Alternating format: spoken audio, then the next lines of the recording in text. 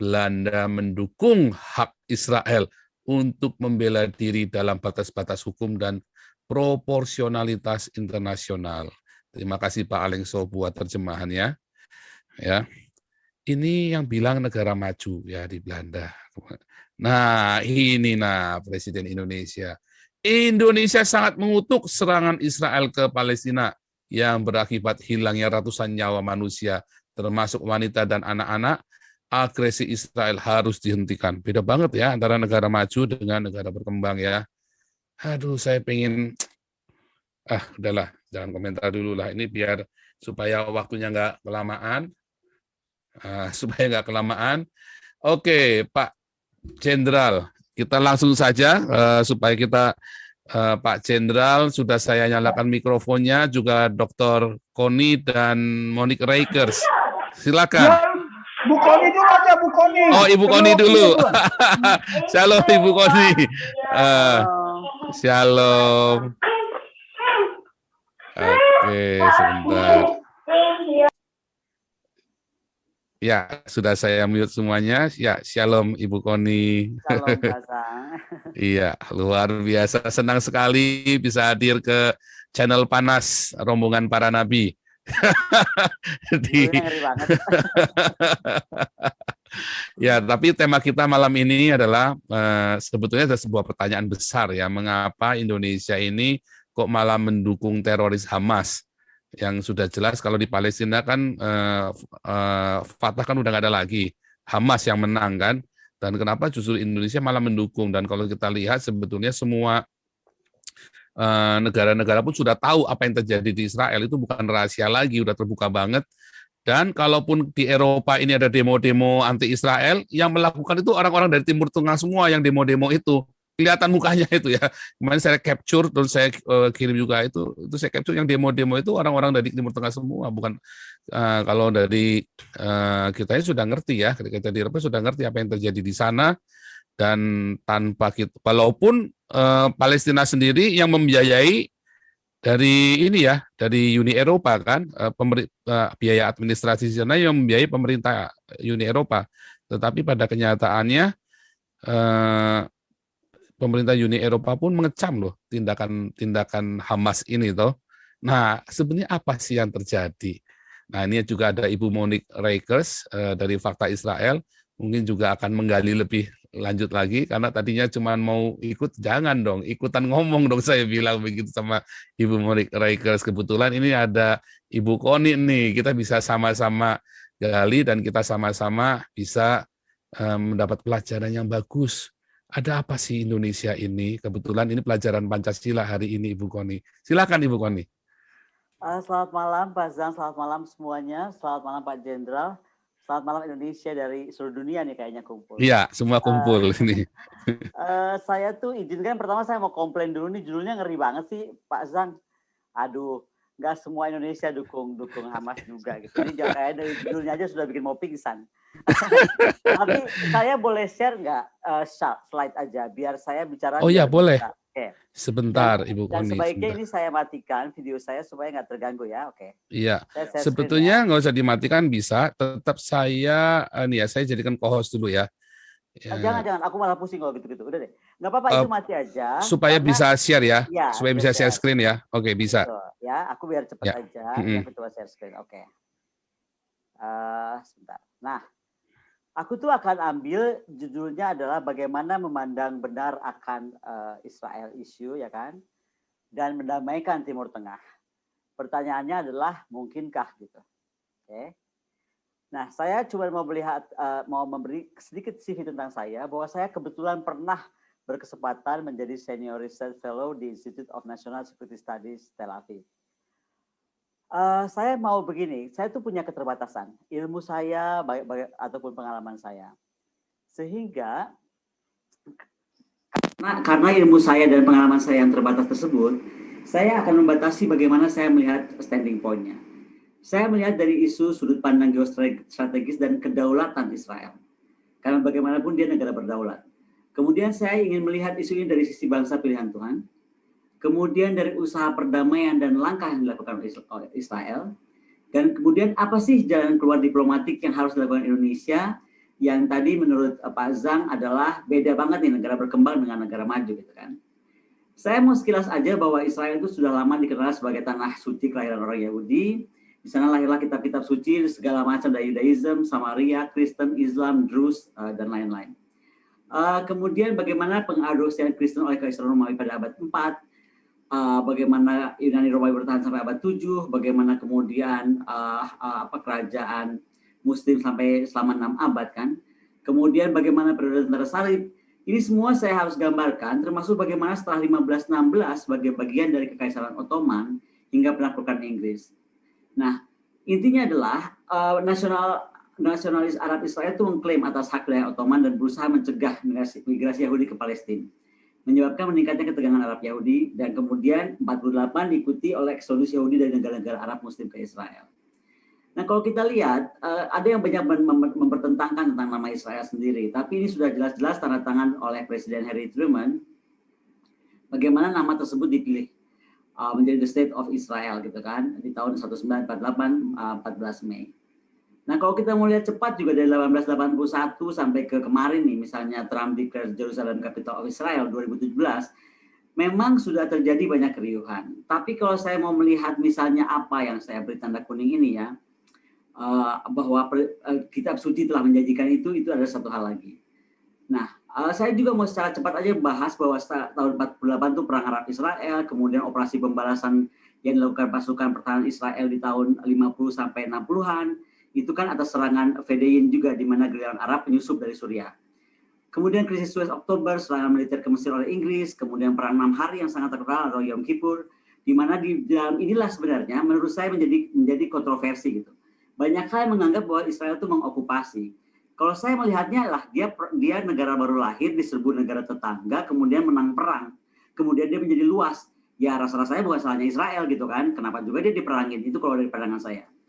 Ada banyak war of attrition, kemudian pemberontakan Palestina di Lebanon, kemudian tahun 78 Israel meluncurkan operasi Litani. Ketika itu invasi ke Lebanon ini dilakukan untuk mengusir pasukan PLO dari wilayah tersebut. Nah, 6 Juni 82 IDF menyerbu Lebanon Selatan. Ini juga untuk mengusir PLO waktu itu. Nah, yang paling kita catat adalah Yom Kippur War ya. Karena ini juga menjadi perang yang dianggap suci. Kenapa? Karena ini terjadi juga di bulan Ramadan. Dan dikenal sebagai perang Arab Israel yang terjadi hingga 6 Oktober hingga 25 Oktober. Ini adalah dilakukan oleh negara-negara koalisi Arab, dipimpin Mesir dan Suriah. Dan terjadi sebagian besar di Sinai dan Golan. Kemudian dengan beberapa pertempuran tentu saja kemudian akhirnya tujuan awal perang Mesir ini menggunakan militer yang merebut pijakan tepi timur Suez, tapi kemudian merundingkan kembalinya Sinai yang tersisa. Dan ini perang yang kemudian sebenarnya dilancarkan secara mendadak terhadap posisi Israel di Yom Kippur, karena itu hari puasa dan doa dalam Judaism.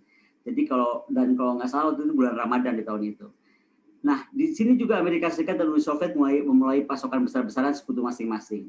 Dan inilah kemudian antara Amerika dan Soviet juga menjadi konfrontasi tersendiri gara-gara hal ini. Nah, inilah terjadi perubahan di tahun pre-67 kemudian post-67 ketika Israel menjadi sukses dalam perang tersebut. Nah, dari 162 ada 160 negara dari 193 negara yang anggota PBB mengakui Israel, 31 yang tidak. Dan implikasi perang Yom Kippur ini adalah yang paling memiliki implikasi paling luas karena kemudian perang ini membuat Israel juga pertama menyadari apapun pencapaian dia ya kan tidak ada jaminan Israel itu mampu mendominasi negara Arab. Ya kan? Kemudian Mesir menjauh dari Uni Soviet dan akhirnya meninggalkan pengaruh Uni Soviet sepenuhnya.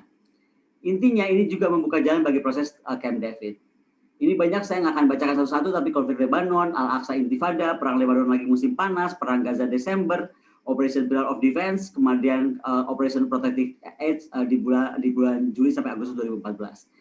Kalau mau dilihat memang rata-rata itu memang selalu Israel itu dimulai diganggu dulu lah oleh kelompok teroris dari sebuah titik yang bagaimanapun buat Israel kedaulatan itu adalah segala-galanya, pasti dia serang balik gitu. Dan kalau kita lihat Moshe Dayan itu dari dulu sudah bilang bahwa doktrin Israel itu yang paling kuat adalah kalau diserang bertindak seperti anjing gila. Jadi kalau diserang satu ya dia akan serang balik karena dia tuh negaranya kecil banget gitu ya. Nah, tapi bicara Israel itu juga kita mesti lihat ada efek Iran gitu. Nah, kita kalau bicara efek Iran kita lihat Trump, Eropa dan UEA gitu ya. Arab Saudi ini kan berusaha mendapatkan dukungan internasional untuk membangun koalisi anti Iran. Nah, kemudian juga bagaimana dari negara Eropa, dari Amerika, dari Prancis dan Inggris gitu.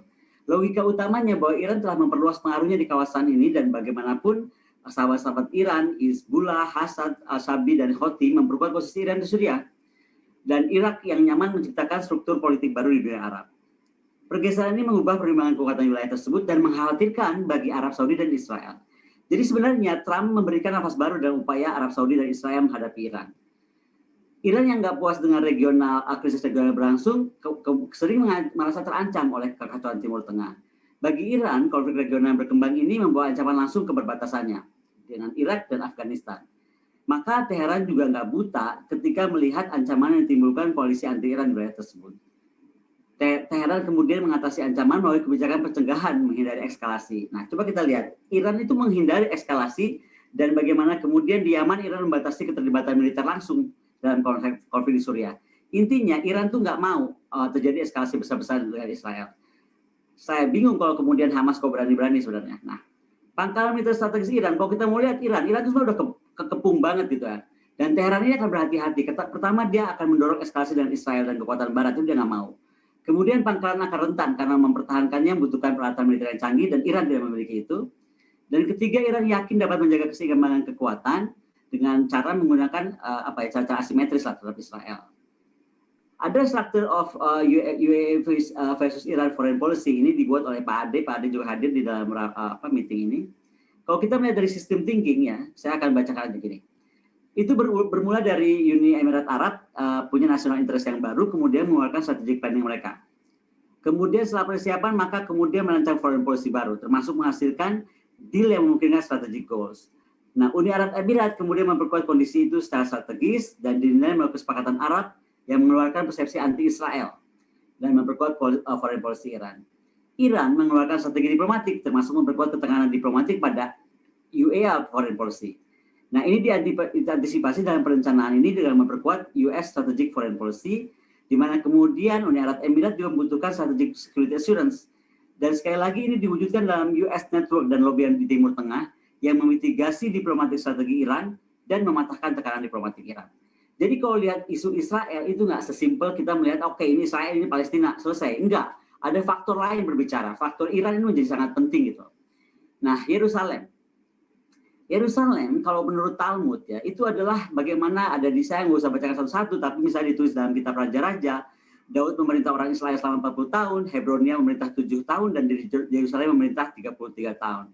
Kemudian bagaimana di surat di Raja-Raja 11:42 juga berbunyi lamanya Salomo memerintah di Yerusalem atas seluruh Israel ialah 40 tahun. Intinya kota ini dipilih Tuhan dari segala suku Israel untuk membuat namanya tinggal di sana. Dan ayat ini menambah dari panjang lamanya pemerintahan Israel yang berpusat dan ibu kota di Yerusalem. Di bawah Raja Daud sekitar 40 tahun, Salomo 40 tahun, Rehabeam 17 tahun. Nah, ada nih yang ini kontroversi ini seru nih. Ini kalau menurut ilmuwan Islam Ustadz Arifin Yahya, ada dia memberi masukan lewat WA yang disebar dan ini dibantah oleh Ulil Absar Abdallah. Saya nggak dalam konteks membahas ini karena saya bukan ahli agama. Tapi intinya Ustadz Arifin Yahya juga melihat sesuatu hal yang berbeda misalnya. Meskipun ada yang salah memang, seperti di sini disampaikan tentang bayi suci itu kapan didirikan dan segala macam, ada perbedaan lah. Dia merasa Masjid Al-Aqsa didirikan 70 tahun setelah Nabi Muhammad wafat. Kalau kita tahu ada juga anggapan bahwa Al-Aqsa didirikan 7 tahun setelah Nabi Muhammad wafat. Apapun itu, sengaja saya taruh di sini, saya mau menyampaikan bahwa di dalam orang Islam pun sendiri, di kaum Islam pun sendiri, ilmuwan Islam pun sendiri, melihat itu ada dari segi yang berbeda gitu. Tapi intinya saya percaya bahwa apa yang Ustadz Arifin yang sampaikan di Al-Quran, setahu saya tidak ada satu surat pun yang memerintahkan mengambil alih Yerusalem. Sedangkan di kitab Yahudi dan Nasrani itu disebut beberapa kali bahwa Yerusalem itu tanah Israel adalah tanah yang diberikan Allah untuk mereka. Dan kenapa sebenarnya kalau menurut Ustadz Arifin Yahya, kalau ini betul Ustadz Arifin Yahya, selama ribuan tahun ini semua umat Islam itu menurutnya salah kaprah tentang Yerusalem. Ada doktrin-doktrin Palestina ini adalah perjuangan umat Islam, padahal sesungguhnya ini perjuangan bangsa Arab, bukan perjuangan bangsa Islam gitu. Nah, saya cuma mau bahas begini aja. Kalau disebut fakta Israel sebagai bangsa pilihan Tuhan, saya tuh mau mengambil beberapa contoh. Dan sekali lagi ini saya nggak, karena waktu undangan demikian cepat, saya mengambil dari sumber yang saya terima dan saya belum sempat cek ya. Tapi intinya begini, kalau betul kita tuh percaya Israel itu sebagai bangsa pilihan Tuhan, harusnya kalau kita semangat memerangi Israel, itu nggak usah dalam paham dia tentang rebutan tanah Palestina atau Yerusalem deh gitu loh. Atau apalagi mengcorner gitu ya dengan berita tadi yang dibahas oleh Pak Zam. Lebih baik bagaimana kita perang dari berlomba memerangi Israel dalam kemampuannya menguasai pengetahuan. Bagaimana Israel mampu menguasai teknologi. Bagaimana kemudian dia ikut mendorong kemajuan dunia. Dan itu kita nikmati. Nah, lebih baik kita perang ini. Kalau perang ini kita jadi bakal keren. Karena Indonesia kemudian akan berlomba-lomba menuju kebaikan. Berlomba mengejar ilmu pengetahuan, berlomba mengejar teknologi. Bukan berlomba mengejar sesuatu hal yang sejarahnya udah panjang banget. Nanti saya akan kasih solusi lah itu. Anyway, janji Tuhan untuk bangsa Israel ini dalam kitab Yosua disampaikan dari segala baik yang dijanjikan Tuhan kepada kaum Israel tidak ada yang tidak dipenuhi. Semuanya terpenuhi. Dan kalau kita lihat tahun 2019 menurut kalender Masehi itu adalah 5779. Jadi selama 5.779 tahun Israel itu eksis, bertahan dari berbagai perang, bertahan dari pembuangan, penjajahan, genocide, intifida hingga sekarang. Nah, Tuhan berfirman kepada Musa, beginilah kamu harus memberkati orang Israel. Aspek-aspek kehidupan Israel itu telah menjadi teladan bagi bangsa-bangsa karena itu dunia tidak punya alasan sebenarnya membenci, mencibir, menghina, meremehkan apalagi musuh Israel. Sebab sekali lagi kalau kita percaya kepada kitab suci, kebetulan saya memang nggak terlalu orang beriman, maksudnya saya nggak terlalu soleh-soleh amat lah. Tapi kalau sama kitab suci saya agak takut gitu. Saya percaya aja gitu bahwa ini adalah bangsa yang dijanjikan dan itu sudah terbukti kok gitu. Nah, kenapa tadi saya ajak cobalah kita lihat penemuan yang merubah dunia. Sekali lagi ini kita bisa cek ulang ya. Penemu pesawat, penemu mobil, sepeda, listrik, bola lampu, komputer, Android, Facebook, ya kan, Google, mesin cetak, kemudian jam, radio, ya kan, televisi. Itu orang Israel atau paling tidak ada darah Israel. Kemudian ada yang menganggap Wi-Fi, WhatsApp yang kita sering pakai, ke Instagram, Twitter, ya kan, bom atom, penemu ilmu fisika, lampu. Ini kalau betul, nih sekali lagi saya belum punya waktu untuk ngecek satu-satu ya. Kemudian bagaimana menemukan alternating current, Nikola Tesla, itu ada darah Yahudi.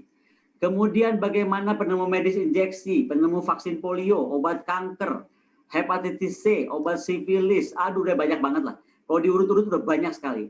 Jadi mau saya tantang, kalau betul-betul kita ingin memerangi tanda kutip ya Israel, kita perang ilmu aja deh. Udah pasti kita jadi kedorong pinter. Kita perang teknologi aja lah. Udah pasti kita jadi semangat untuk kemudian melahirkan orang-orang yang mampu melakukan riset riset dan kajian apapun terkait teknologi yang hebat gitu. Nah, kembali kepada Israel.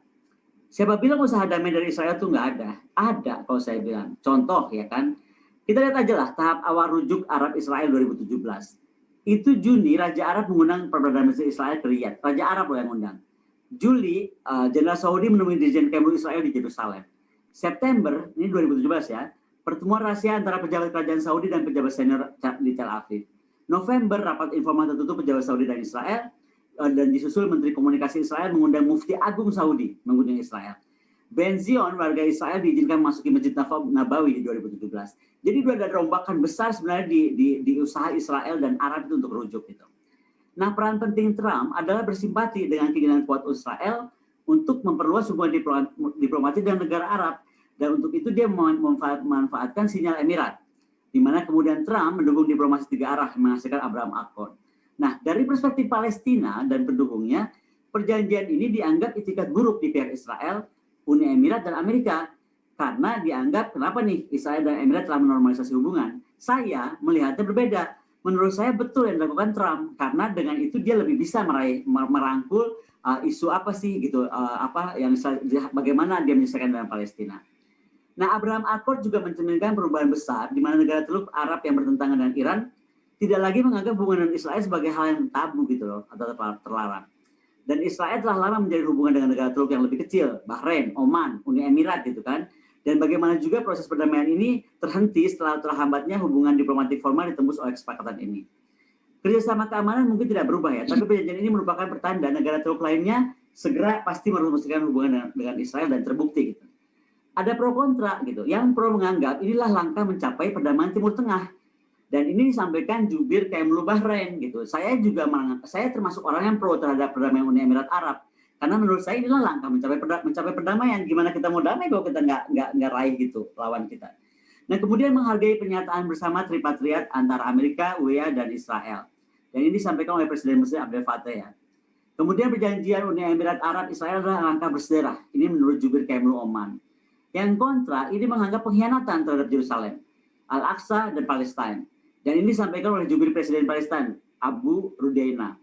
Nah, kemudian ada juga kontra terkait normalisasi adalah tusukan dari belakang atau pengkhianatan lah perjuangan Palestina dan hanya menguntungkan Israel. Ini kata Jubir Hamas. Nggak tahu kita perlu dengerin atau enggak, saya cuma merangkum aja kan. Dan kemudian kita harus mensuspensi hubungan diplomatik dengan Uni Arab Emirat dan menarik duta besar. Ini Presiden Turki, Erdogan. Erdogan punya kepentingan sendiri juga gitu. Nah, status dukungan dan reaksi ada dari negara pendukung. Siapa? Negara Barat mendukung, Bahrain mendukung, Oman mendukung. Yang bereaksi keras Turki, Iran, Palestina, Libya. Negara yang diam itu Saudi, Kuwait, Liga Arab. Saya nggak tahu saat itu Indonesia di mana gitu. Karena apakah mendukung, apakah bereaksi, apakah diam, saya nggak terlalu menangkap sinyal itu atau saya terlewat menangkap sinyal itu. Mungkin nanti saya minta masukannya aja. Tetapi kalau sekarang kita terlalu berapi-api, makanya pertanyaan saya sebenarnya waktu Abraham Accord di kemana gitu. Karena kalau saya pribadi, saya melihat sebenarnya Abraham Accord itu satu step hebat yang dilakukan oleh Israel. Nah, pernyataan bersama ini dinyatakan oleh Trump, Netanyahu, dan Zayed ya, bahwa terobosan diplomatik ini adalah memajukan perdamaian kawasan Timur Tengah. Bagaimana keberanian Uni Emirat Arab dan Israel mematahkan jalur baru membuka potensi besar. Perjanjian tersebut mempertahankan prospek solusi dua negara antara Israel dan Palestina. Dan ini terlepas dari kesepakatan tersebut, Netanyahu menyatakan bahwa klaim kedaulatan Israel atas lembah Yordania masih dalam agenda, gitu. Kemudian UE dan Israel juga setuju untuk bekerja sama dan menetapkan peta jalan membangun hubungan bilateral. Nah, jadi fakta terkait Palestina ini satu hal juga, mempercepat tren normalisasi jangka panjang tidak lagi bergantung pada pembentukan negara Palestina. Jadi ini menarik kan, akhirnya ada tren normalisasi yang berjangka panjang dan enggak semata-mata melihat ketergantungan pada pembentukan negara Palestina. Yang kemudian menarik pada banyak pihak adalah sekali lagi teknologi Israel itu, kemampuan pertahanan Israel, ini akhirnya membuat negara-negara muslim ingin cepat-cepat nih normalisasi dengan Israel. Dan bagaimanapun Israel melihat perluasan hubungan ekonomi global, bagaimana pemulihan pasca pandemi, bagaimana membangun sekutu regional, sebenarnya akan lebih membuat Israel kuat posisinya melawan Iran. Jadi sekali lagi bukan semata oke, this is against Palestine gitu, dia memperkuat diri dengan Arab. No, ini ada hubungannya dengan geopolitik yang lain lagi, yaitu bagaimana posisi negara-negara tertentu melawan Iran gitu. Nah, jangan lupa gitu ya, Israel itu memang negara yang sangat hebat di teknologinya. Bagaimana misalnya Amerika saja segitu hebat, itu masih sangat tergantung kepada Israel dalam faktor teknologi. Ini salah satunya adalah drone Skylord. Skylord ini di mana misalnya di 8 September 2020, program R&D ini dipimpin langsung oleh Lembaga Riset Pengembangan dan Pertahanan Kementerian Pertahanan Israel dengan Kantor Dukungan Teknis Penanggulangan Terorisme di Departemen Pertahanan Amerika. Intinya adalah bagaimana diluncurkan drone Skylord ini untuk pasukan militer as khusus. Bagaimana menghasilkan sistem drone dengan imersif jarak jauh yang melindungi pasukan Amerika dari berbagai ancaman udara. Kalau ini kan 2020, saat saya di Israel dulu, saya melihat bagaimana misalnya rombongan dari Pentagon itu betul-betul melihat kita ke perbatasan Golden Heights, melihat bagaimana tank-tank Merkava dan lain-lain itu dijejer dan anti debu gitu. Saat itu Amerika sedang perang di Timur Tengah, jadi dia perlu bagaimana caranya Israel mampu menghindari kemacetan di kendaraan-kendaraan berat gitu. Ini saya contohkan bagaimana Amerika yang segitu hebatnya pun di R&D itu masih sangat tergantung kepada Israel. Nah, fakta Hamas adalah teroris. Kalau ini saya rasa di 2017 ya, jangankan sekarang. Ini 2017 Menteri Komunikasi Israel Ayub Kara itu sudah jelas-jelas mendukung fatwa Mufti Arab Saudi yang Ketua Majelis Ulama Abdul Aziz bin Abdullah Al-Syekh yang kemudian jelas-jelas melarang perang melawan Israel. Kenapa? Karena perang yang dilakukan oleh Hamas itu memang mesti diperangi karena itu teroris. Hamas itu jelas-jelas teroris. Dan fakta Hamas adalah teroris kemudian memang melekat pada semuanya gitu loh. Makanya kemudian kalau sekarang ada yang menganggap Hamas bukan teroris, ya saya agak bingung sebenarnya. Karena jelas-jelas dari fatwa Mufti Arab Saudi aja sudah menyatakan demikian.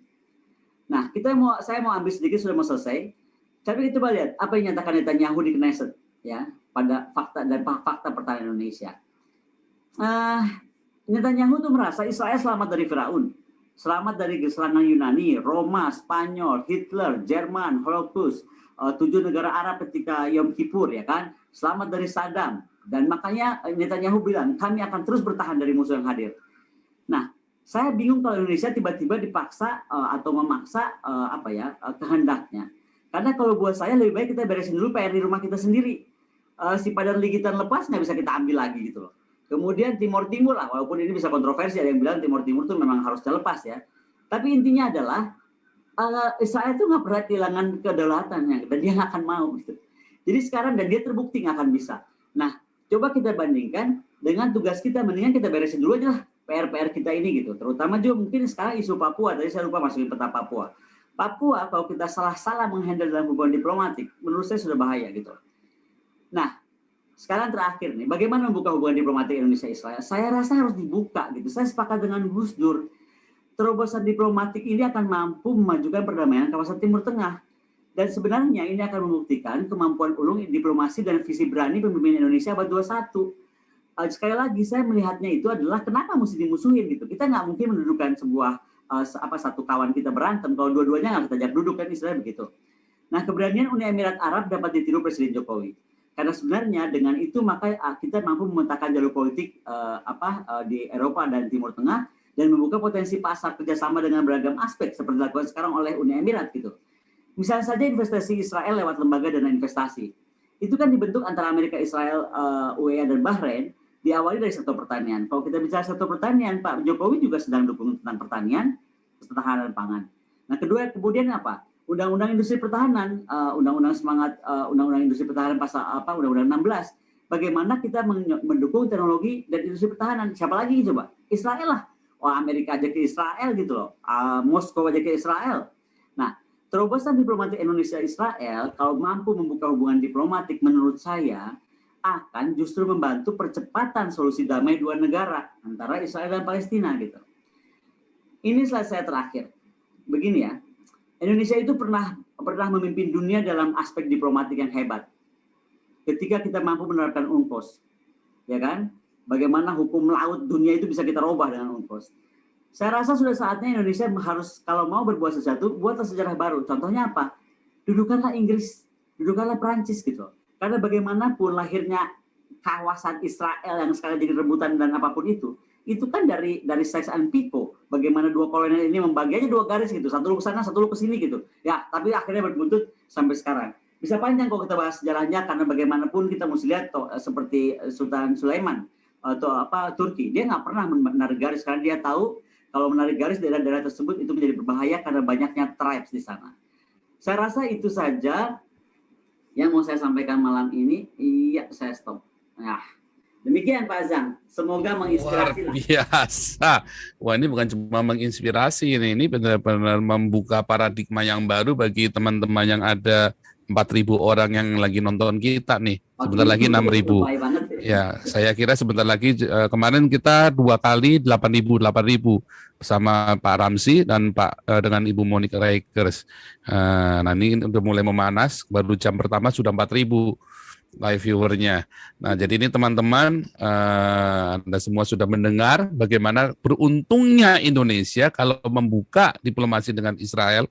Sebenarnya saya mau tampilkan videonya Santo Gus Dur, namun namanya kita nggak cukup waktu nanti ya. Saya cuma mau nanya tadi, apa alasannya Indonesia tidak mau membuka hubungan diplomasi dengan Israel? Itu udah lama banget sampai bahkan Santo Gus Dur pun ya beliau mengaku bahwa sekalipun saya akan dibenci oleh semua orang Islam di Indonesia dengan statement saya. Bayangin sampai segitunya coba. Apa sih halangannya kita buka diplomasi dengan Israel ini? Malah kita lebih suka mendukung Palestina. Ada apa? Ya, saya kira pertanyaan sederhana. Nanti kemudian Ibu Monik akan melanjutkan. Ya, Ibu Koni, silakan. Oh, saya harus jawab nih. Okay. Iya, ini justru pertanyaannya kan heran kan kita kan. Nah, ya, itu kan aneh buat saya. Ya, sederhana aja pasangnya. Saya kira Gus Dur yang sudah demikian hebat. Kebetulan saya pernah diundang Mbak Yeni Wahid untuk bicara juga. Saya rasa tuh Gus Dur tuh hebat banget ya. Dan Gus Dur sudah jelas ngomong begini lah bahasanya. Rusia atau Cina yang katanya banyak komunis pun ya kan, itu sudah dibuka hubungan diplomatik lah. Israel ini sumbernya agama, segala macam agama di sana, dari mulai agama lahir pertama lah istilahnya. Kenapa kita nggak mau? Lah kalau saya pertanyaannya adalah kalau Gus Dur saja tidak mampu, nah gimana caranya nih kita melahirkan Santo Gus Dur tadi kalau kata Pak Fauzan yang baru yang berani bicara, karena menurut saya ini tuh yang terjadi adalah ada blocking communication. Jadi satu hal masih percaya ini urusan agama banget gitu. Nah ini makanya kita mesti harus terus mendorong, menerang jelaskan bahwa isu ini bukan isu agama, terus mampu melawan propaganda yang salah. Itu aja saya kira Pak Zan. Karena Gus Dur saat menjadi presiden, saya rasa kemudian waktu itu sudah banyak pendukungnya. Mungkin saya harap sekarang kita bisa perlahan tapi pasti mendukung ini semua terjadi. Tapi sekali lagi kita dengan memahami juga situasi kebatinan masyarakat Islam Indonesia yang jelas segmentasinya lain-lain. Tadi contoh Ustadz Arifin Yahya misalnya kan menyatakan apa, tapi dibantah oleh oleh Afsar Abdallah kayak gitu-gitu. Nah, saya nggak mau terjebak sana karena saya bukan ahli agama Islam. Tapi intinya memang perjalanan kita masih panjang, Pak Zan. Kita masih mesti sabar, tapi bukan berarti nggak bisa. Tapi saya sekali lagi yakin kalau Indonesia berani membuat UNCLOS 82 yang menghebohkan dunia gitu kan, harusnya kita mampu mendudukan juga Inggris dan Prancis paling tidak. Bagaimana sih solusi untuk mendamaikan Israel? Demikian Pak. Nampaknya ada satu titik yang belum clear. Alasannya apa? Apakah cuma sekedar propaganda agama sehingga bahkan Gus Dur saja takut? Apa sedemikian hebatnya? Atau jangan-jangan ini dalam pemikiran saya, mohon maaf kalau salah, jangan-jangan memang ada kepentingan menggunakan isu Palestina ini untuk kekuasaan, atau ada dukungan-dukungan tertentu menggunakan isu Palestina, atau bahkan mungkin jangan-jangan pelaku-pelaku teror ini dibiayai sama orang Palestina sendiri nih, dananya dikirim sana, kirim sini balik. Atau ada banyak sekali konspirasi teori, walaupun saya tidak suka dengan konspirasi teori, tetapi dengan bahkan Gus Dur saja tidak mampu melakukan pengakuan terhadap Israel, walaupun ia ingin sekali, bahkan sampai kalau lihat di video itu sampai meneteskan air mata ya waktu ngomong itu ya, begitu miris sekali hatinya itu. Nah ini kan ada yang aneh, Ibu Koni. Kalau saya melihatnya beginilah, mungkin kalau hubungan diplomatik pun terlalu ekstrim ya Pak Zang ya. Karena menduga-duga tadi mungkin saya nggak berani, karena akademisi kan harus data nih. Kalau saya udah baca datanya, ada transfer uang ke sana kemari, saling berkirim teroris misalnya tanda kutip, saya mungkin bisa bicara, tapi saya belum punya data itu. Tapi yang pasti Pak Zang, kalau memang hubungan diplomatik dianggap berat, ya kan, dianggap terlalu ekstrim, why don't we start it like Taiwan? Taiwan itu sama kita nggak punya hubungan diplomatik, tapi kita punya hubungan dagang, gitu. Betul. Dan kalau kita bicara hubungan dagang, kita akan diuntungkan banyak. Contoh alat pertahanan. Sekarang kan kita mesti beli negara kedua atau ketiga, nggak bisa langsung ke Israel. Padahal kita banyak loh pakai, gitu kan. Nah itu kan kita jadinya dirugikan karena kita punya harus negara penghubung. Jadi itu contoh saja bagaimana misalnya kalau tidak mau langsung ke hubungan diplomatik, start dari sesuatu yang bisa. Hubungan dagang seperti yang dilakukan oleh Taiwan. Taiwan ini sekarang udah bertahun-tahun loh Pak Zan, nggak pernah bilang dia di kantor kedutaan, tapi coba aja main-main ke kantornya, udah lebih kayak kantor kedutaan dan sudah ada di mana-mana juga gitu kantor dagangnya. Saya kira demikian Pak Zan. Oke, jadi memang nampaknya masih ada satu rahasia besar bagi kita semua. Apa alasannya nggak mau? Saya kira kalau alasan ini kita tidak pernah tahu selama-lamanya, kayak Pak Jokowi saja. Mengapa tadi saya katakan Indonesia? Karena Pak Jokowi yang sudah statement dan bolak-balik, bahkan Jokowi mengutuki Israel bolak-balik lagi, saya bilang wah ini kurang mainnya kurang jauh nih Pak Jokowi ini nampaknya. Oke, ini mungkin saya boleh tanggapi sedikitnya Pak Zan. Ya. Ini ada yang barusan typing nih, LNC ya. Dia bilang bahwa saat kampanye Pak Jokowi berjanji akan menjadi hubungan dengan Israel kalau Palestina merdeka. Nah, kalau memang itu yang mau diambil pilihan itu, saya cuma mau jawab aja. Tadi kembali ke slide saya.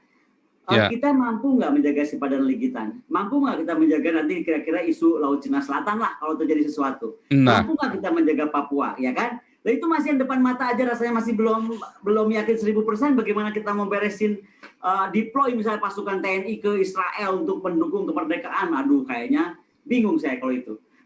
Jadi saya lebih baik inward looking defense dulu kalau rapi. Nah baru kita mulai berpikir lah mendamaikan atau mendirikan kemerdekaan negara orang. Nah, itu sebenarnya saya pengen meneruskan, tapi lebih baik Ibu Monik saja yang meneruskan ini bertanyanya nih. Ibu Monik, silakan. Ya, Shalom, selamat malam. Pak Jenderal dulu aja, Pak Sang. Kalau Pak Jenderal nanti, kalau Pak Jenderal selalu nanti terakhir. Pak Jenderal akan gubrak-gubrak kalau yang terakhir nanti. Nah, ini biar Ibu Monik dulu untuk tanya ke Ibu Koni. Boleh? Ya, selamat malam Bu Koni. Selamat malam Bu Monik, senang sekali ketemu. Ya, terima kasih Bu Koni untuk dukungannya untuk Israel ya. Saya sebagai orang yang mendukung Israel sangat senang ada suara seperti dari Bu Koni. Nah, pertanyaan saya Bu Koni, ini saya agak lucu ya, karena Indonesia itu kan negara mayoritas Muslim dan Muslimnya ini Muslim Sunni. Saya nggak mau main ke kubu, narikin ke kubu Sunni Syiah ya sebetulnya. Tapi bukankah Hamas adalah organisasi teror yang dibiayai oleh Iran?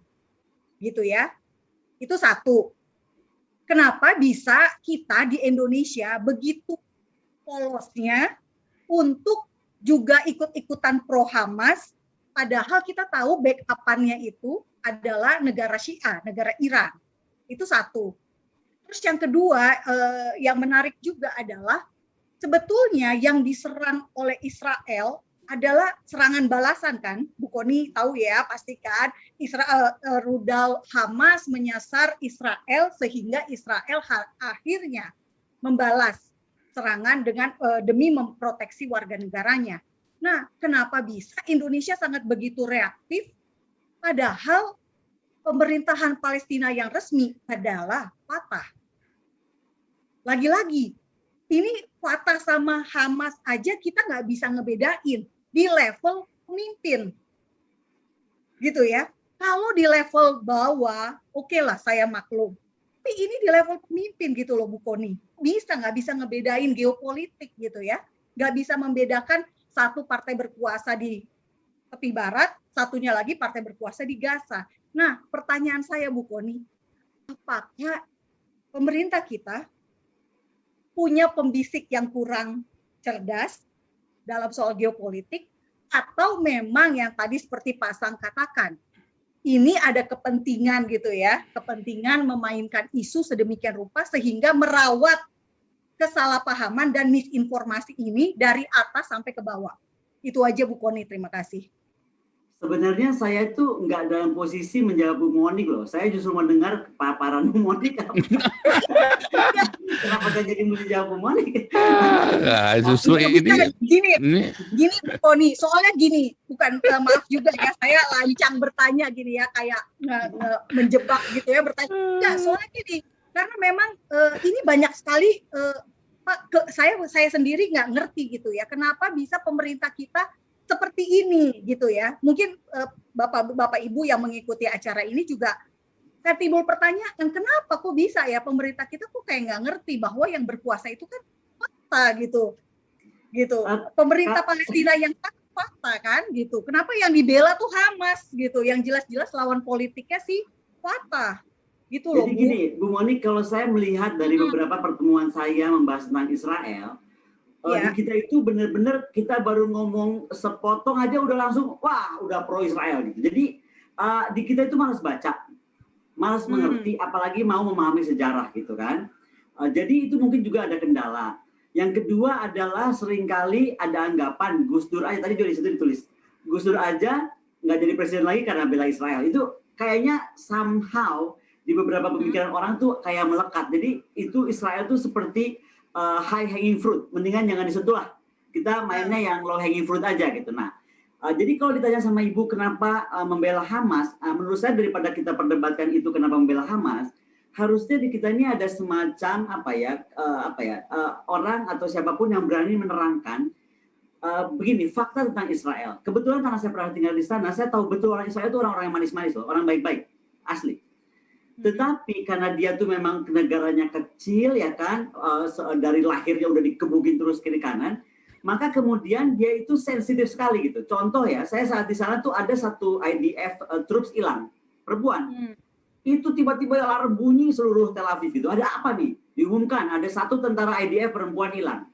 Dan Ibu percaya nggak, sorenya itu ketemu itu tentara. Dia tuh ketiduran, jadi nggak balik ke camp. No, this is kayak joking kan? Di kita tentara kita yang mati di Papua aja, oh kelas cuma mati berapa gitu loh. Loh di sana Bu, tentara hilang nggak lapor, itu jadi satu alarm negeri kan bisa ribut. Nah, menurut saya ini yang mesti diberi pemahaman bahwa karena Israel itu sangat menghormati itu menjadi demikian penting. Yang kedua, saya pernah berdiskusi dengan salah satu tokoh pers. Dia ngomong gini, lagi ngapain sih Bu Koni katanya, Israel itu membalas dengan rudal, orang dia cuma lemparin roket. Lah, kalau kita pernah tinggal di sana, kita tahu roket dari sebelah itu anak kepala rumah kita gitu. Misalnya saya pernah di Rosa Nikra kan, Rosa Nikra itu kan persimpangan dari sana lempar ya kena rumah kita gitu kan. Nah, jadi menurut saya kalau kita dalam perspektif kacamata kita itu seperti Indonesia, memang iya kalau petasan balas lagi sama petasan kan begitu ya Bu ya. Harus ada yang berani membicara bahwa di sana tuh Israel tuh deket banget gitu, kurung gitu. Jadi salah petasannya rumah orang, bayi kita, bayi orang Israel bisa meninggal atau perempuan Israel bisa meninggal. Yang ketiga, saya cuma mau bilang bahwa media juga punya masalah besar gitu. Media luar termasuk. Kenapa sih kalau Palestina langsung diangkat isunya besar-besaran seolah-olah yang berdarah-darah Palestina aja gitu. Israel juga banyak korban kok. Tapi kalau saya melihat Israel itu nggak tipe cengeng, daripada dia berpropaganda dengan drama-drama seperti itu, dia lebih baik memperkuat pertahanannya. Coba kemarin lihat sistem airdrome-nya dia, ini keren banget. Kalau dari faktor kedaulatan, Indonesia harusnya melihat kalau Israel mampu menjaga seperti itu, gimana caranya? Indonesia pun harus mampu gitu. Jadi kalau saya lebih mengarahkannya ke sana, sehingga akhirnya ada pemahaman bahwa kedaulatan di mata kita yang negaranya luas seperti ini gitu kan, saya nggak bisa lihat Ibu mungkin dari timur ke barat saya mesti terbang berapa jam, beda sama Israel yang udah langsung di depan hidung gitu. Jadi petasan sekilas itu bisa dibalas betul-betul dengan dengan sebuah tindakan nyata. Karena sekali lagi kedaulatan buat Israel itu segala-galanya, mengingat lokasinya dan bagaimana sejarah panjangnya. Demikian Bu Monik. Terima kasih Bu Koni. Oke, luar biasa.